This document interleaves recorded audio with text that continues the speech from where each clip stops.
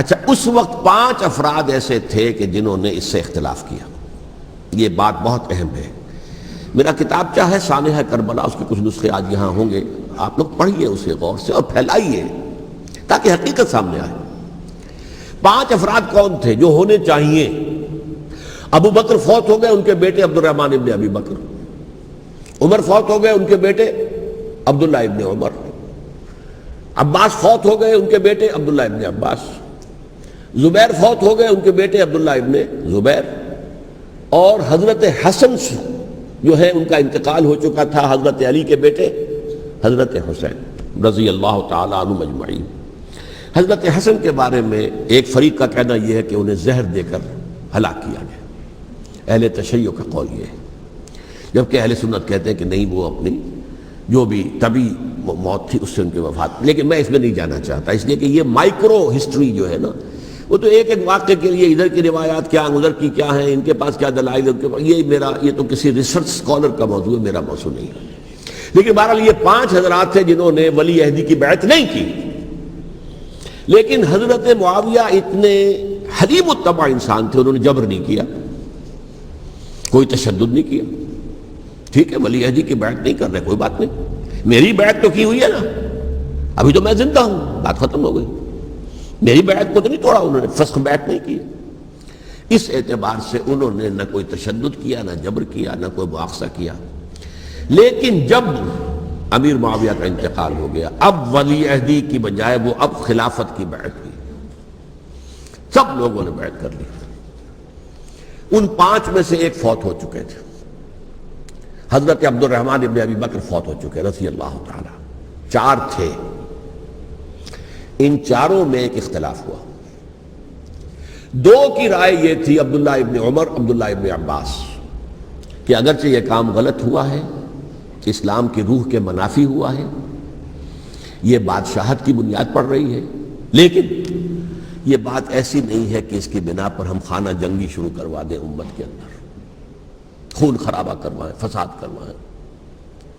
لہذا انہوں نے بیعت کر لی.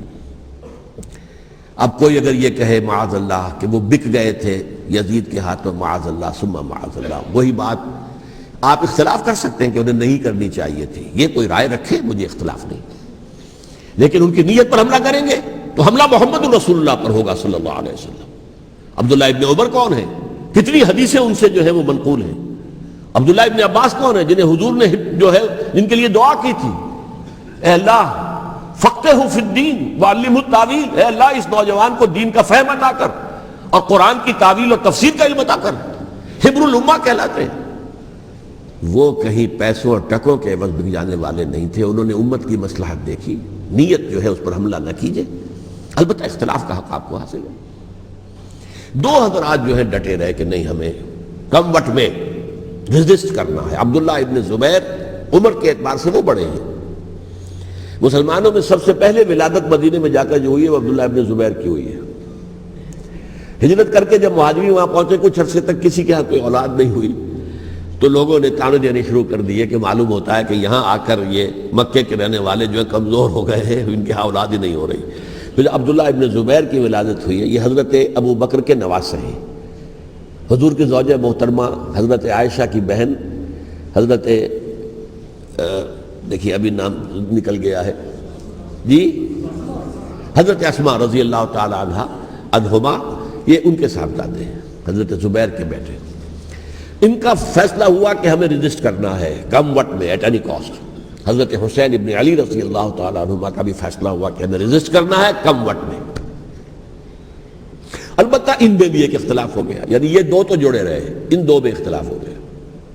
عبداللہ ابن زبیر کا کہنا یہ تھا کہ ہمیں حجاز میں رہنا چاہیے، یہ سرزمین ہے جس میں نبوت کی برکات سب سے زیادہ ہیں، یہاں ہم مضبوط قلعے کے اندر ہیں، ہمیں یہاں سے جو ہے ریزسٹ کرنا چاہیے اور ختم کرنا چاہیے اس نظام کے اندر جو خرابی آ گئی اس کو. حضرت حسین رضی اللہ تعالیٰ عنہ کے پاس خطوط کا تانتا بنا ہوا تھا. کوفے سے لوگ خط لکھ رہے تھے، آئیے آئیے آئیے، ہم آپ کے ہاتھ پر بیعت کریں گے، ہم آپ کے ہاتھ پر بیعت کریں گے، ہم آپ کے ہاتھ پر بیعت کریں گے. یہی وہ کوفہ جو حضرت علی کا دارالخلافہ رہا تھا اور جو پھر سبائیت کا گڑھ بن گیا تھا.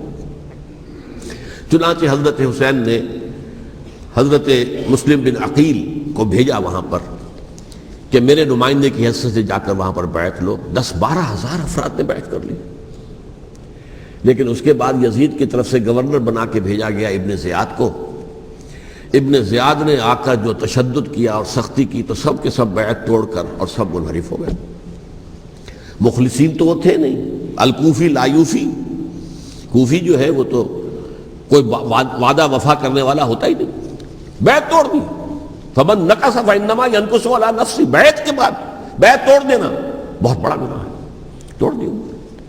ادھر اطلاع مل گئی حضرت حسین کو، چل چکے تھے، وہ راستے میں تھے کہ وہاں تو مسلم بن عقیل شہید ہو گئے اور سب لوگوں نے بیعت توڑ دی.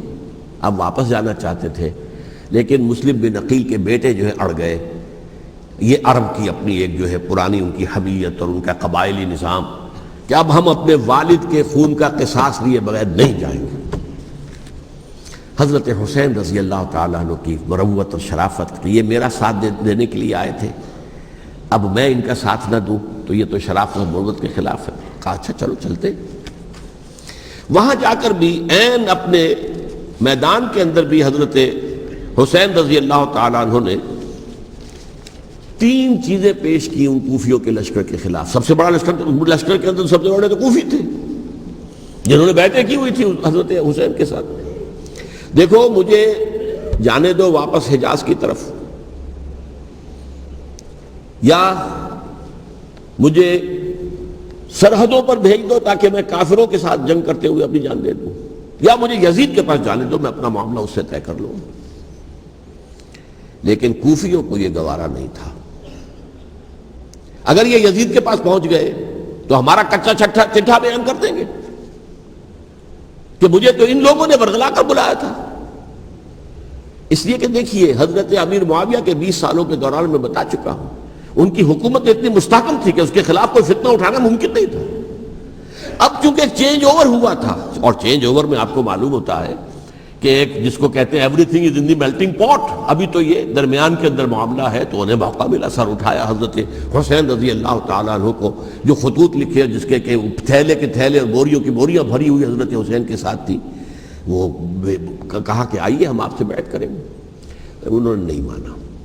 اور اصل میں حضرت حسین کے قاتل وہ کوفی ہیں، وہ بزدل، وہ منافق جنہوں نے بیعت کر کے بیعت توڑی.